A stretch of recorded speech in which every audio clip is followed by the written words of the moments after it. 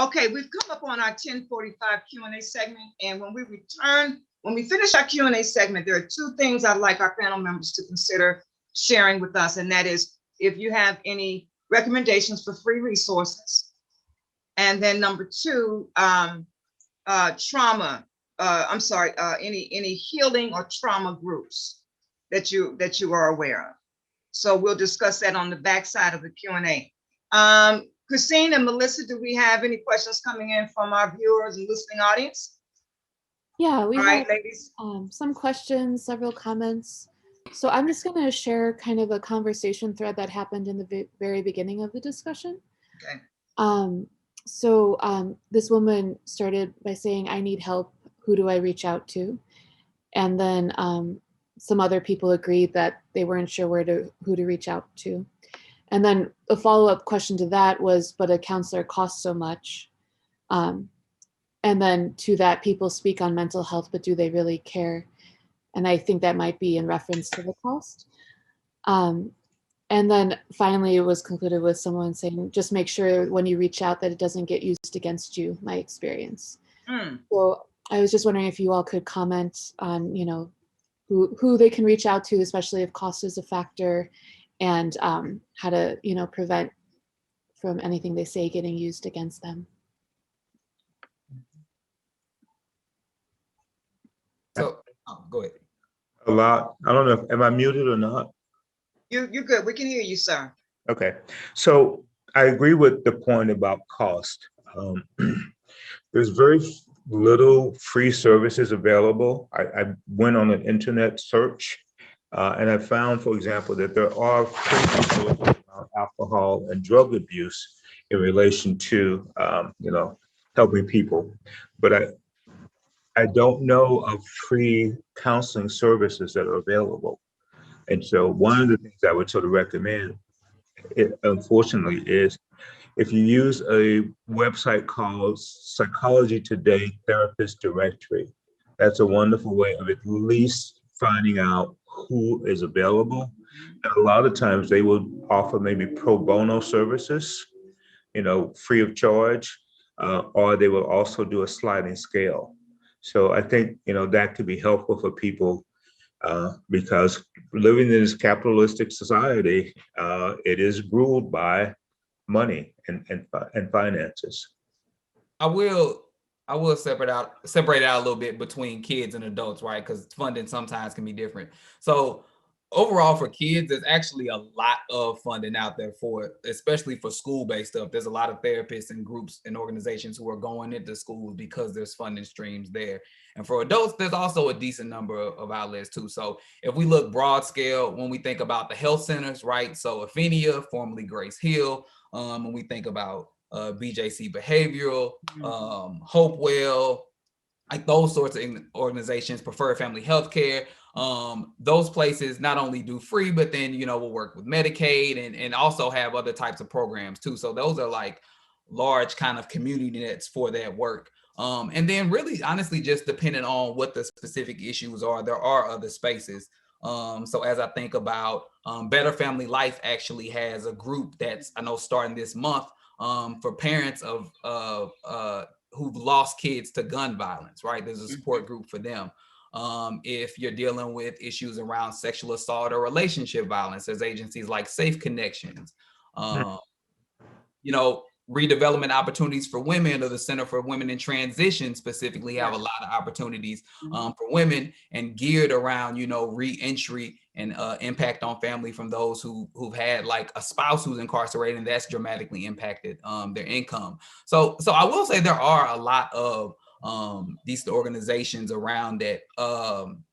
And there's I don't know the best way to get it. There is a couple of websites that I would recommend. So one of them is if you Google Mercy Neighborhood Ministry resources, they have a whole like sheet of not only mental health resources, honestly, but if you're looking for food pantries, if you're looking for housing resources, if you're looking childcare, if you're trying to figure out who can help you get an ID or a birth certificate, right? Because those are a lot of issues that this population will face. Exactly. Some of those. And I'll say another one that I actually just learned about not that long ago and came across is called startherestl.org. And a part of their website is startherestl.org/reentry. It has a bunch of listings of not only mental health, but organizations who support folks who are trying to re-enter society in different ways, right? Economics, family supports, all of those kinds of things. So I would say there are a lot of those resources out there. Unfortunately, a lot of the times the people who know about them are those of us who are in these spaces doing this work because we're connected with those organizations. So I'll add to that, I don't know, I don't want to put anybody else out there, but even if, and I work with adults too, also in addition to working with kids, but if you're just looking for some resources or trying to figure out referrals, I think contact information is out there, like reach out and I can try to connect you with who I know about too. Anybody in the audience who's looking for some resources. Yeah. Great. In the city of St. Louis, they have the Children's Trust Fund. I hope I said that correctly. And it's operated by the Mental Health Board of St. Louis. And there also is that same component in the county. And they offer a pretty decent level of free services for individuals. The one in the city will work with Medicaid recipients as well. Pediatricians, the Children's Hospitals, Mercy and BJC, I see them as pretty strong advocates for children. And any child that's in therapy should also receive an evaluation or support for the family, because children's problems are rarely separate from the family's problem. And that then will get some support for the adults in the household as well. Excellent. Any other questions, Christine? Yeah, I will just then a follow-up, especially because Terrell mentioned domestic situations and, women working through divorce. So we had a couple of people, let me just find it here real quick. She says, we're going to keep having these lives about it. The issue is the system. It's hard as hell to get a restraining order, a divorce, and it's hard to keep the abuser in jail. And then someone followed up to that saying, yes, if you can't afford to divorce an abuser or anyone for that matter, you have to stay married to them. Therefore, they think you are still a part of their madness and drama until something bad happens. So again, just any comments to that. Okay. Melissa? Yeah, well, first thing is we are feverishly trying to get the links to all the different resources you mentioned, Terrell, into the chat feed. So I think we got many of them, but maybe if we can have a way to post those for people to come back to on the Justice Beat webpage or something, I think that would be really helpful. So we'll work on that after the show. Right. But the next question is, and this is for Terrell specifically, it says, what do you see as the best approach to helping young people acknowledge their trauma and move toward healing? Yeah, so a lot of times we think about like trying to process the trauma and all of that and trying to name it. The first step is really, when we do trauma therapy, it's first focused on education and normalizing what has happened and whatever that thing is. After that, it's building the skills to be able to deal with it, right? So it's hard for me to talk about what happened if, I start even thinking about it and my body shakes, right? Or my mind just shuts down, or I just get overwhelmed with emotions. So being able to get those skills to be able to relax and calm and even like change structures in our minds and the way that our minds perceive things. But a lot of it, before we even get to talking about the trauma, really starts with building those skills to be able to handle the emotions that are going to come up. But when it's time for you to talk about and process that trauma, I think that's a really important key is identifying those emotions, but also developing those skills. Yeah, great. And that's for adults too. I'll say that's not just kids, like that's adults too. Right. Absolutely. I just want to say, I think this, perhaps more than any of our other shows, there are comments in giant all caps that are saying, Amen. Please, we need help. Thank you. I need this information. Thank you, doctors and esteemed panel. So please know that the information is just really hitting home for those who are listening. So thank you. All right, thank you, Christine and Melissa. All right, we've come up on the last 5 minutes of the show, and I want to be able to leave the last remaining minutes to our panel member guests. To each one of you have about a minute to leave any takeaways, suggestions, or thoughts about about next steps, or even how to reach you, etc. So we'll start with Dr. Scott. I think some really important points were brought up by both Terrell and Mr. Woods. That meditation and mindfulness is really a wonderful way of beginning to move into that space where you can be able to cope with the negative emotions and memories, of processing to begin the therapy piece. So that would be my takeaway, is learning how to meditate and also to be mindful. And I think a lot of that information is also available on the web to teach people how to meditate and how to be mindful. Okay. All right, Terrell Borum. I'll take 10 seconds to piggyback off of that. A lot of times when we think about yoga and mindfulness and meditation, we think like hippie, we think classes, we think even white folks, right? Right. I'm telling you, like, I promise it's the truth.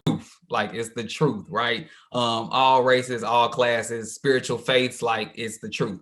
The other thing I'll take away from it is a lot of times when we talk about spiritual or traumatic healing, we think about, it going away and it never impacting anybody again. I'll say that it's, I mean, if that happens, great. But what it really looks like and what it's really about is decreasing the impact that it has on somebody's life, right? We can't undo those things, but we can try to build those skills so that you're able to function at work, to enjoy your family, to enjoy time alone, right? To really integrate yourself into society and live your life more full. And so if you can get to that point where you're able to control them in a way that allows you to really live a more full life, that's really what the healing is all about. Thank you, Eugenia Lomax. Yeah, I want to piggyback off Terrell and Dr. Scott, a couple things. One thing that people can look into is things called grounding exercises. That helps keep you in the moment. It also helps to decrease whatever overflow of emotions that you're having at the time. And so there's tons of different techniques, but it's called grounding techniques. And also I like the listeners to remember that you have the right to feel any way you feel. And feelings only get stronger when we ignore them or we don't validate. And so it's okay to feel that way. A lot of times anxiety will talk you out of that. Like, also anxiety will make you feel as if you're going to feel this way forever. So I just want people to know that feelings are temporary, both positive and negative. And you have a right to feel the way you feel. No one can tell you how you feel is wrong because that's how you feel. Right. So yeah, that's what I have. And I just want us to normalize therapy. All it is really just going and talking and getting some skill sets. And also I want the listeners to remember that your therapist works for you. If there is not a connection, you don't have to stay with that therapist. You can go around and you can find others. And sometimes word of mouth is probably some of the best because usually who you hear from is someone who probably has some of the same thought processes as you. So just keep that in mind that you don't have to go to just whoever's offered to you. Find your niche, find your connection, find someone that you feel like really embodies what the help that you need. All right, Kenneth Wood. Last. I just wanted. So I'll just break right. I just want to add for people who have never gone through the process. There are therapists who do art, who do music, who do yoga, who do like nature walks. So for people who might not be into the talking part of it, there's therapists who approach it from all types of different ways too. So just that accessibility piece. Sorry, Mr. Woods. No, it's okay. It's okay. I wanted to mention St. Louis Black Therapists to Therapists is a Facebook group, and therapists are lining themselves and being a part of that. And there is another group, a nationwide group, Black Therapists Rock. And also the Association of Black Psychologists, of which I have been a member, and we are in process of coming back out. But mindfulness and meditation is very common. We use mindfulness and we use meditation daily, and people don't realize exactly what it is. You take a moment, you take a deep breath, you look outside, you stare for a while, you go into prayer, you listen to good jazz music, and just taking a moment to hear a song and sing a song. All of those things are mindful and contribute towards that mindfulness. So also too, what's it called? Well, there are a number of groups and referrals, as Dr. Scott mentioned. Psychology Today is a great resources, and most of the African American therapists that I'm aware of do work on sliding scale. We do work on sliding scale, and it's been my premise for many years. The client that I help also refers some others that can take up that space and kind of make that up. And I think most therapists realize that. I've never turned anybody away because they could not pay. All right. And I think that's true for most people.